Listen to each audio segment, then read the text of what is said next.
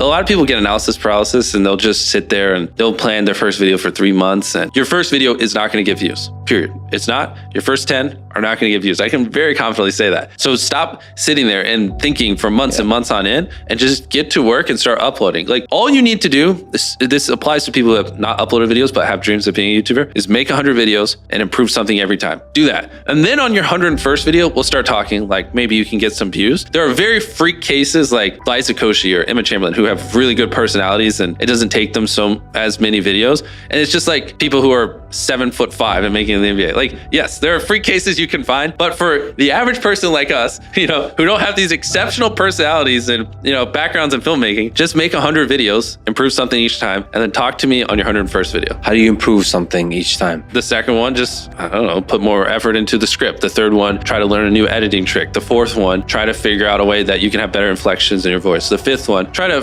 study a new thumbnail tip and implement it. The sixth one, try to figure out a new title. There's infinite ways. That's the beauty. Every little thing can be improved, and they can never not be improved. There's literally no such thing as a perfect video. Need motivation? Watch a top 10 with Believe Nation. Hey, it's Evan Carmichael, and I make these videos because as a young entrepreneur, I struggled to keep my business going. I had no friends, I had no mentors, I had no role models. And the thing that saved me was learning from the success stories of famous entrepreneurs. And in their stories, I got motivation, and I also got strategies for what I could do to grow my business and not stay stuck. And I still need their stories for motivation today. So today, let's learn from one of the best, Mr. Beast, and my take on his top 10 rules of success. Enjoy. Rule number 2 is build a great team. You've curated a team of people who are just so hardworking. It's like all about the work. Yeah. There's no fluff. I'm blessed. I agree. We got a lot of great people here. And obviously, like the videos we do where, now I'm drawing blank, like selling houses for $1 or putting 1 million Orbeez in someone's backyard or whatever the stupid things we're doing, or filling a person's house with slime. Like, I can't do that on my own. Obviously, I need help. So blessed. Yeah. So how did you go from hiring one editor to hiring the next person, the next person, the next person? It's literally just like, it's not like I just woke up one day and I have dozens of employees. Like, it was just like, I've literally just been hiring like a person a month for the last 4 years. Like, as the videos, it's like, cause it's also not like, I gave a homeless guy 10 grand and then, the next day I'm buying everything in 5 stores, and I'm needing 100 people to fill dozens of U-Hauls and stuff. Like, it was just a slow progression up. And along the way, we just pick up a person and another person, another. And how do you find people? Because I think that's something that YouTubers have a really hard time with. I don't really know. I mean, I've been doing, like I said, 4 years. Like, it's a very, very, very slow grind hiring all these people. I honestly, there are way more qualified people for that. If someone knows how to find great talent, please reach out to me. I'll pay you. Rule number 3 is create multiple streams of income. Do you know how many income sources you have? That's an interesting one. Well, let's see. We have Beast Burger. Feastables. We have a company where we dub channels, which runs our Mr. Beast Espanol and stuff like that. We do that for other people. We have Mr. Beast Gaming, Beast Reacts. Yeah, merch as another one. Honestly, I'd have to like open my bank account and look through it. Because like there's also like sub opportunities. Like we occasionally do things where like we built this app. We had people put their finger on the app. Yeah, so we're building other apps in the future. What would you say your main source of income is? If you were to pick one thing. Gosh. So I'll say this because I tweeted it. You can throw it up. That Beast Burger has done over 100 million in sales. And obviously that number has grown a lot bigger since then. So like, but again, it's because it's something people can repeatedly buy. Merch, the best margins, but it's, you just, like a burger or whatever, is something someone can order multiple times a week. Merch, someone going to buy like twice a year. Rule number 4 is focus on quality. Do you think you'll ever make a video that gets 1 billion views? I think maybe one of the videos we've already made might get 1 billion views. Which one do you think? Probably like the Squid Game video with enough time. I mean, it's only a year old and it's already on 300 million, or some of the newer ones we've done have gotten like 100 million views in a month. So those 4 projected over 10 years because YouTube's not going anywhere. Probably one of those. So over time, they don't necessarily plateau. What's interesting, we're literally jumping right into it. I love it. It's good. So I'm a firm believer that it's much easier to hypothetically get 10 million views on one video than 100,000 on 100. And part of why it's much easier, in my opinion, is like if you make a really good video, it's just so evergreen and it never dies. Because YouTube, when you open up YouTube and look at the videos, they're just serving you whatever they think you'll like the best, And so if you just make a great video and it's constantly just above every other video, even 2 years down the road, then they'll just keep serving it and never stop, which is why it's much easier to make one great video than a bunch of mediocre ones. What about 1 billion subscribers? You've passed PewDiePie's the most subscribed to YouTube channel. When do you think you get 1 billion? Let me do some math real quick. So we're on 120. So you think about this? No, I don't, honestly. Because one thing you'll find if you want to gain subscribers, if you want to get views, if you want to make money, almost any metric in this video creation space, if you want something, it all comes back to, okay, well then just make great videos. So instead of like focusing on all these arbitrary vanity metrics, I just kind of focus on the one thing that gets me all that, which is make good videos.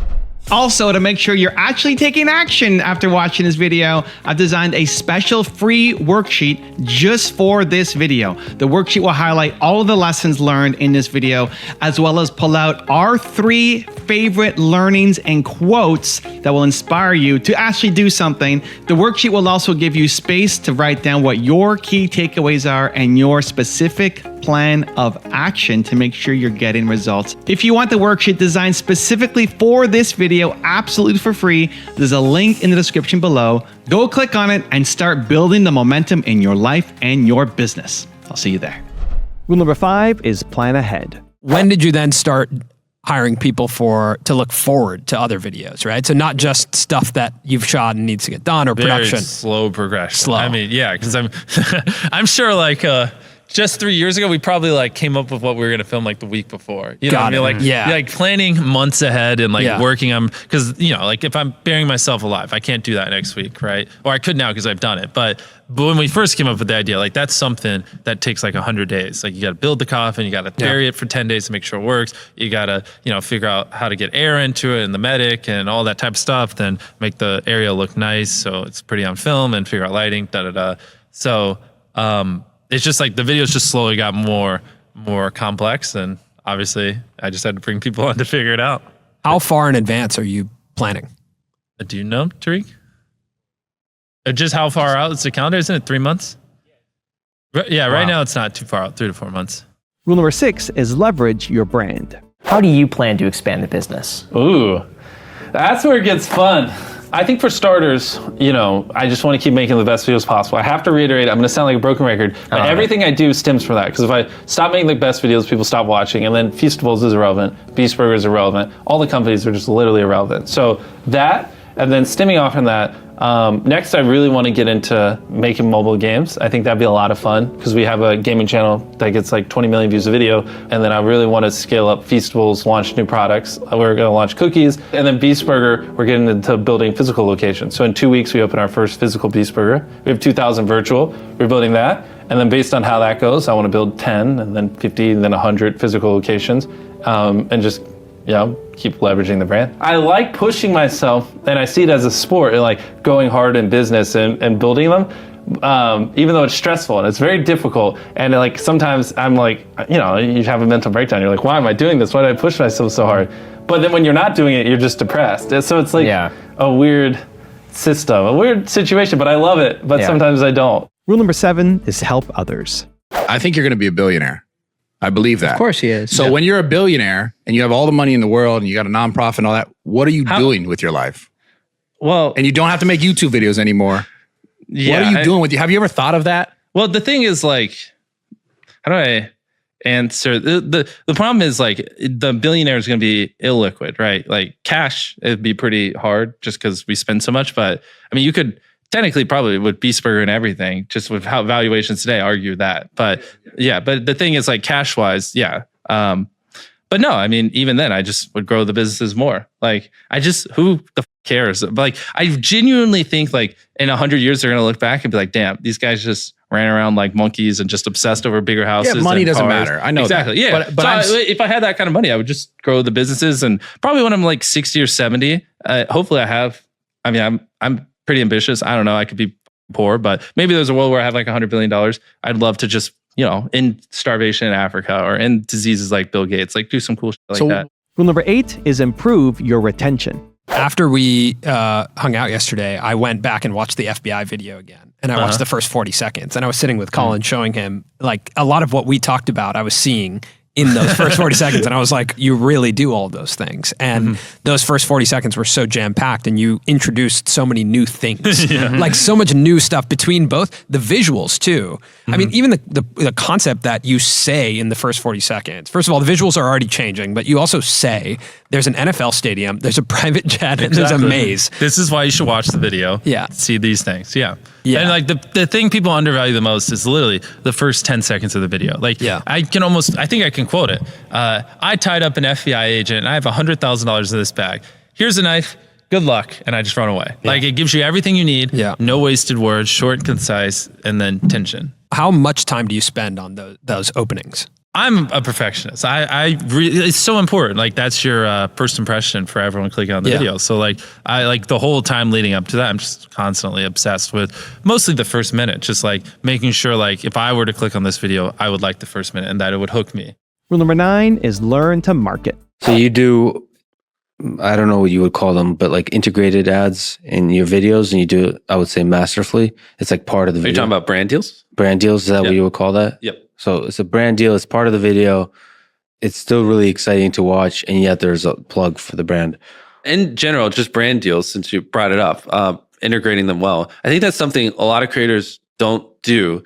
Like they'll just do a brand deal out of the blue. They'll just be filming a video and then around the 3-minute mark, just start talking about a random company. Yeah. And I feel like if you don't want viewers to click away and you want people to not get pissed off and call you a sellout, you got to find a way to integrate it into content. And ideally, use the money in the video to make it better. Like the easiest thing you can do when you do a brand deal is just tell people how you're using money from the brand deal to make your content better. And if you do that, like no one cares. Now they're supporting you for it. And you go from being a sellout to like, oh, I'm doing this to make better videos for you guys, you know? I don't know if you can share, but with those brands, when you have discussions with them, are they strict about how long you need to be talking about it? Or is it more about they're leaving control to you about the artistic element of it? The problem is the ones who don't give us the artistic element, we just don't really work with anymore. Sure. Because it's just, you know, we get 100 million views a video now, and I can confidently say I know how to entertain them and convert them better than these random brands. So if they don't give us that freedom, I just won't work with them. So you have that leverage, but for smaller creators, it's a lot harder. Yeah. And they're going to just say 45 seconds, here's what you say, take it or leave it. And it's like pretty brutal. Because I think just in general, if brands were more accommodating to let creators tell their story of the brand and talk about the brand in a way that felt a little more natural, I think it'd be less cringe. People would be less likely to go, tap, skip. And obviously it would convert better, but they're just so afraid and they want this standardized thing. And rule number 10, the last one before some very special bonus clips, is do what you love. So how much has your like personal life changed, like with the money coming in and the fame? I mean, this has been my whole life. But do you do outside of YouTube, socially, like anything crazy or? No, I just basically focus. I'm about as bland as it gets, but I'm pretty open about it. Like I don't try to be someone I'm not. I love building businesses. I love making content. I love my life. Like it's not one of those things where I need an escape. Like this is just what I want to do. And I hope for the next 20, 30 years, I can just do it every day. Money to me is just a way to, help people and grow the business and do entrepreneurial things. Yeah. I don't, materialistic objects, I think is the worst way you can live your life. How do you set goals for yourself as a creator for your channel? Yeah. Assuming you do hit 100 million, do you set another goal? What is that goal? I got it. I love this question. So back in the day, my goals used to be very subscriber based or view based. But one thing I've learned, and I think you've probably learned this as well, is like everything you want as a YouTube creator, every freaking goal you want to hit, whether it be subscribers, you want to hit 1 million or 10 million or whatever, will come if you just make the best videos possible. And so my goal, and this is what it will be till the day I die, is to make the best YouTube videos possible. And so if my hypothetical goal was 300 million subscribers in 10 years, that will happen if I just make the best videos possible. If my goal is to get 50 million views a video, that will happen if I just make the best video. Whatever it is, just focus on making the best videos possible, and all these other vanity, arbitrary metrics will just fall into play. I don't mean that in an arrogant way, but that's just kind of like the mindset you have to have. Like, go hard and believe in yourself. No, honestly, I think that's one of the ways you have a career long-term in the space is you don't get too hard set on anything because things just change. people enjoyed watching and what was interesting 3 years ago is not what's going to be interesting 3 years from now. And most of the time, the creators who try to just do the same thing over and over again are too afraid to change or scale up into just one specific thing. Like as that kind of dies or people get tired of it, you just can't sustain it forever, right? Like I love SpongeBob, but I'm not going to watch SpongeBob every day for 10 years in a row. You know what I mean? Maybe like 3 or 4, you know what I mean? But eventually you have to innovate and adapt.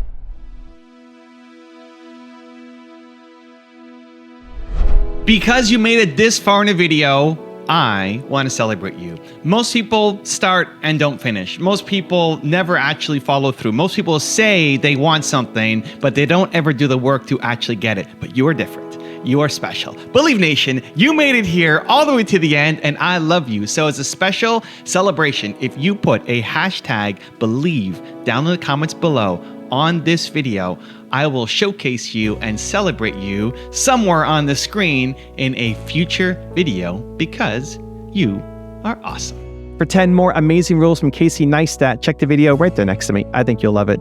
Continue to believe, and I'll see you there. I have a rule in life, which is that I would never date a girl and never hire an employee who hadn't been like a waiter or waitress, who hadn't worked in a restaurant. Okay. So I think until you